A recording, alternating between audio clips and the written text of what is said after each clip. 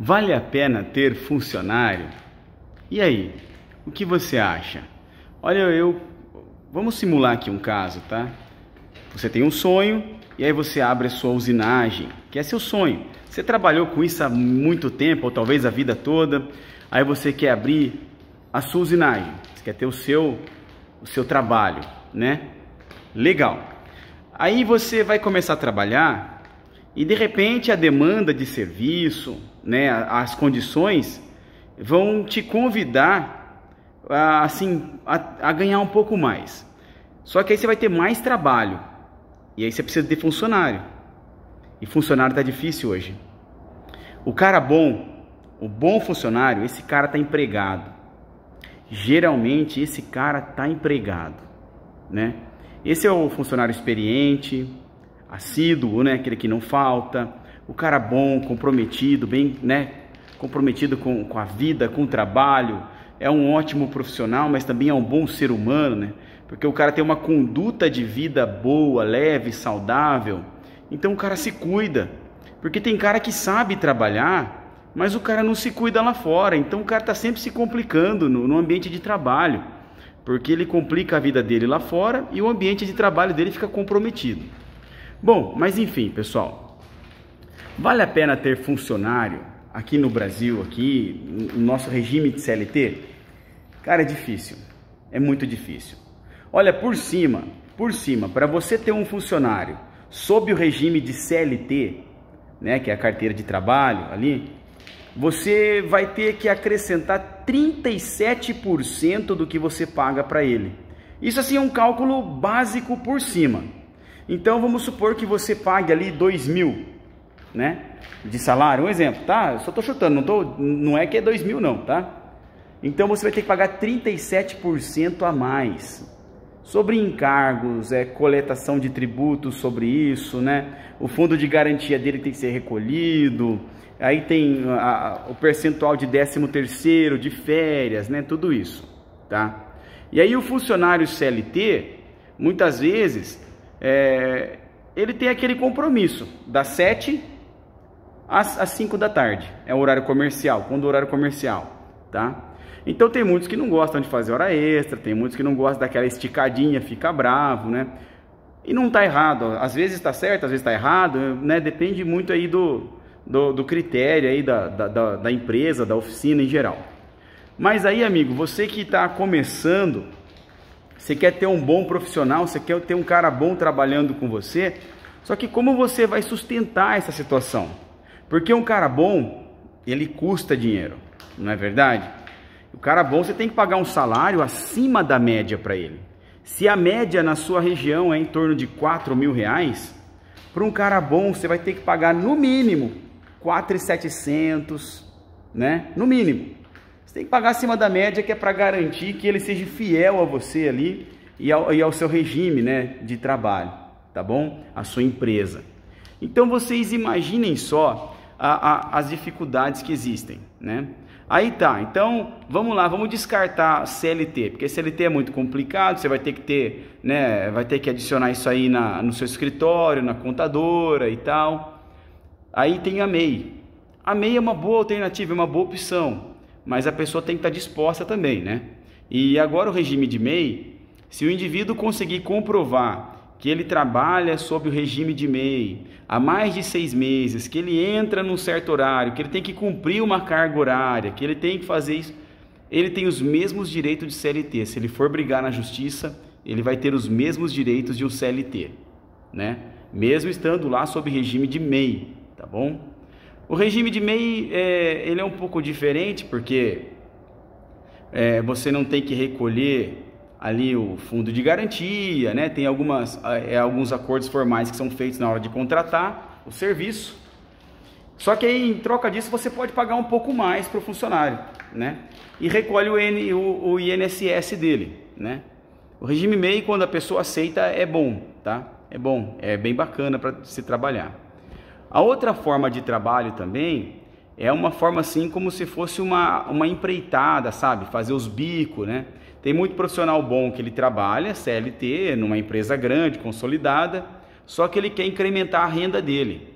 Então ele te pede para fazer os bicos após o horário comercial, nos feriados, finais de semana, né? Isso dá uma ajuda, só que você não pode contar com isso, né? Porque de repente o cara resolveu a situação dele, ganhou um dinheirinho a mais, aí ele fala, esse final de semana eu não vou vir, ele não tem compromisso, né? Cara, mas eu tava contando com você, cara, mas eu vou dar uma viajada, porque eu terminei de quitar meu carro e tal, e aí você fica na mão, né?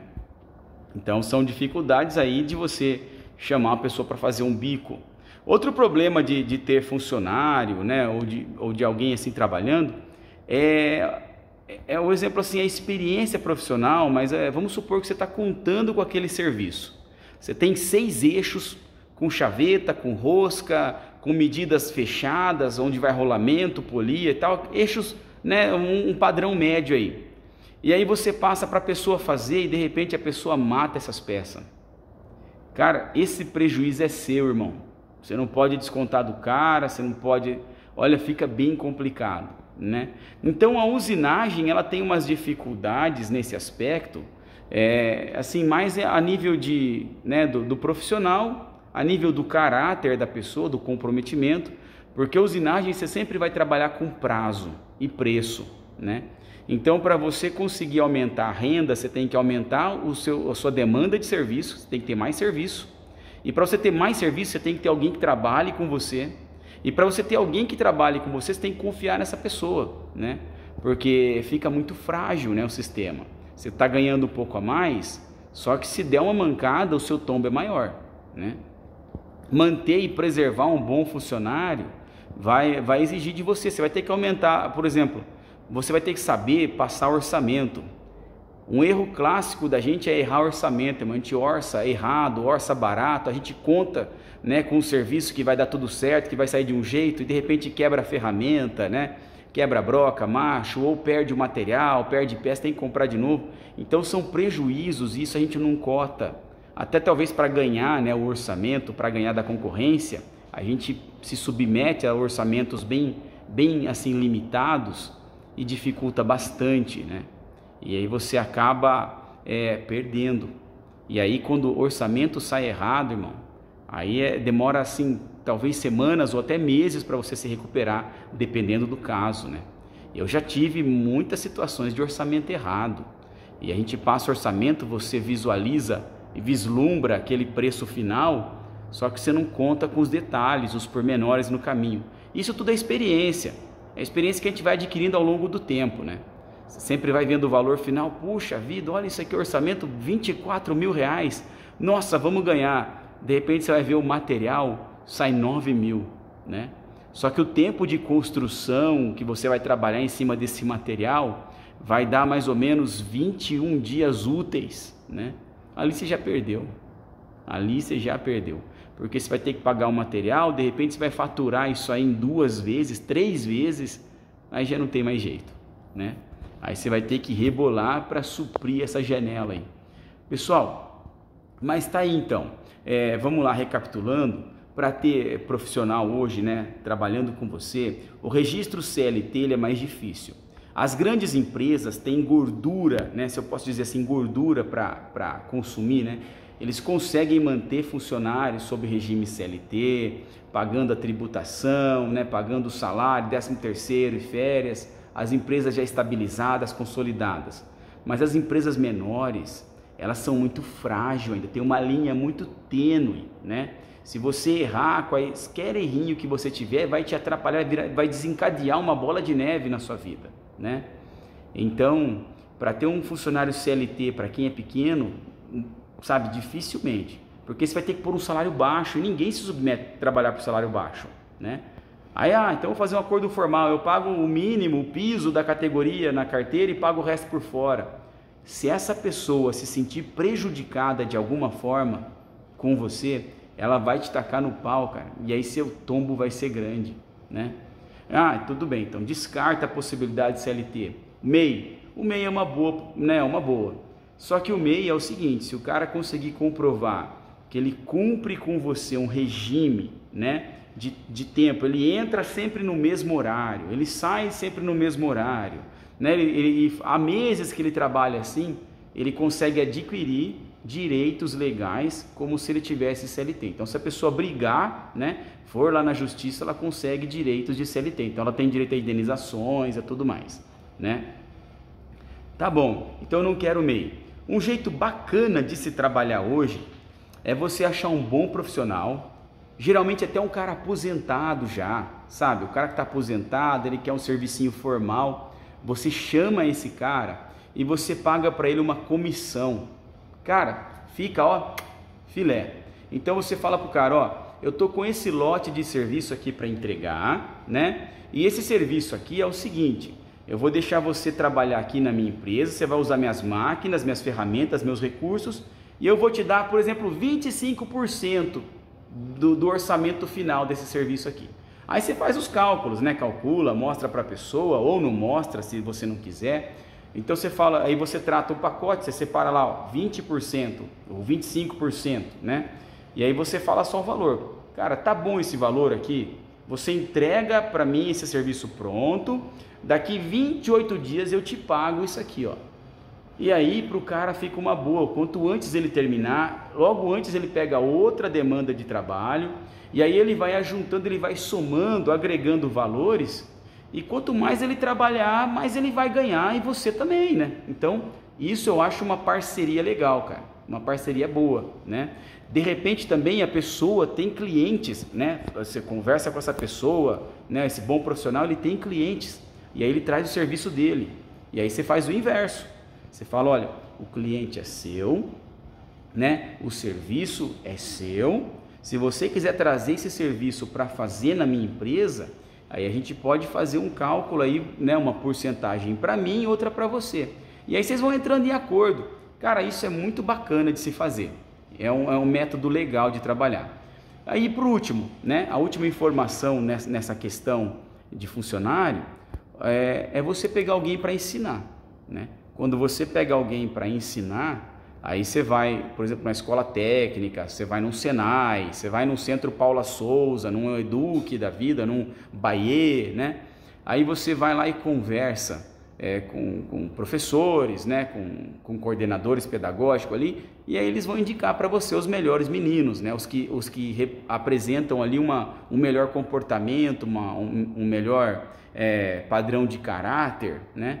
E aí você pode estar vendo esses meninos para ensinar, e aí tem o contrato de menor aprendiz, ou você pode contratar como meio oficial, né? Vai de acordo com o menino, e aí de acordo com o desempenho do menino você vai aumentando o salário dele, porque se o cara se destaca, ele fica bom, logo ele parte para outra empresa, irmão, né? Se ele está ali ganhando com você, um exemplo, R$ 2.500, e ele sabe que tem na cidade empresas que pagam 4.000, ele já vai ficar insatisfeito ali em pouco tempo, né? Então você tem que conseguir ir driblando isso e deixando a pessoa contente, né? E vai melhorando. E aí você vai segurando um bom profissional. Você pegou um menino, ensina ele, tem que ter paciência, né? Tem que ter, né, essa gordura para queimar, né? Mas dá certo também. Fechou, pessoal? Então tá aqui algumas dicas, né? Sobre você ter profissional, né? Ter um funcionário trabalhando com você. Para quem é pequeno, o melhor que tem é parceria. O MEI também pode funcionar, né? Mas o MEI você tem que tomar muito cuidado, que se a pessoa também se sentir prejudicada, né? Funcionário é assim, se o cara se sentir prejudicado com você, por algum motivo ele vai recorrer e ele vai tentar te prejudicar, né? Então tem que tomar muito cuidado, tem que ser muito bem acordado as duas partes, tem que ter muita transparência e tem que ter assim muito caráter, né? Porque senão fica difícil. Fechou, pessoal? Olha, um abração aí para vocês. Hoje eu estou trabalhando com meu pai, né? Geralmente trabalho sozinho. Tive bons profissionais que passaram aqui, trabalharam comigo, mas eu não consegui segurar eles, que o bom profissional ele vai arrumar emprego, né? Ele vai arrumar emprego bom. Se eu conseguisse segurar, eu teria segurado, eu pagaria mais, cobriria a oferta, mas não deu. Não deu ainda. Por hora não. Eu creio que um dia vai dar, né? Então, fica aqui, pessoal, as dicas. Olha, um abração, obrigado. Aí nós chegamos a 500, eu já tenho 500 inscritos no YouTube. Cara, que maravilha. Obrigado mesmo você que está se inscrevendo aí, que está, né, comentando, curtindo, compartilhando. Valeu mesmo, viu?